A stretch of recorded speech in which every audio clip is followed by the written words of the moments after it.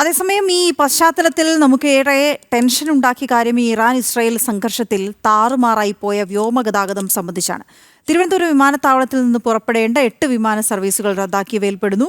Air ഇന്ത്യയുടെ 5 വിമാനങ്ങൾ, Qatar Airways, IndiGo, Kuwait Airways എന്നിവയുടെ ഓരോ വിമാനങ്ങളും ആണ് തിരുവനന്തപുരത്ത് നിന്ന് റദ്ദാക്കിയത്. ഇന്ന് പുറപ്പെടേണ്ട വിമാനങ്ങളാണ് ഈ റദ്ദാക്കിയതെല്ലാം തന്നെ.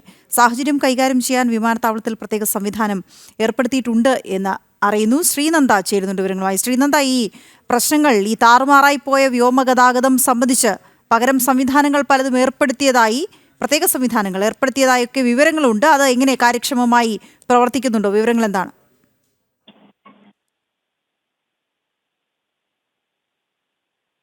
ആക്രമണത്തെ തുടർന്നായിരുന്നു ഈ താൽക്കാലികമായി വ്യോമസേന ഖത്തർ അടച്ചിരുന്നുണ്ടായി. ഈ ഒരു വിമാനങ്ങൾ പുനഃസ്ഥാപിക്കാൻ, അല്ലെങ്കിൽ വിമാനങ്ങളുടെ എല്ലാ സമയക്രമങ്ങളെല്ലാം മാറ്റി അതെല്ലാം പുനഃസ്ഥാപിക്കാനുള്ള ഒരു നീക്കം നടത്തുകയുണ്ടായി. എന്നാൽ അതെല്ലാം തന്നെ പാളുന്ന ഒരു അവസ്ഥയാണ് ഇപ്പോൾ ഉള്ളത്. തിരുവനന്തപുരം വിമാനത്താവളത്തിൽ നിന്ന് പുറപ്പെടേണ്ട 8 വിമാനങ്ങളാണ് ഇപ്പോൾ റദ്ദാക്കിയിരിക്കുന്നത്. എയർ ഇന്ത്യയുടെ 5 വിമാനങ്ങൾ, Qatar Airways, IndiGo, Kuwait Airways എന്നിവയുടെ ഓരോ വിമാനങ്ങളാണ് ഇപ്പോൾ റദ്ദാക്കിയിരിക്കുന്നത്. ഇന്ന് പുറപ്പെടേണ്ട വിമാനങ്ങളാണ് ഇവയെല്ലാം.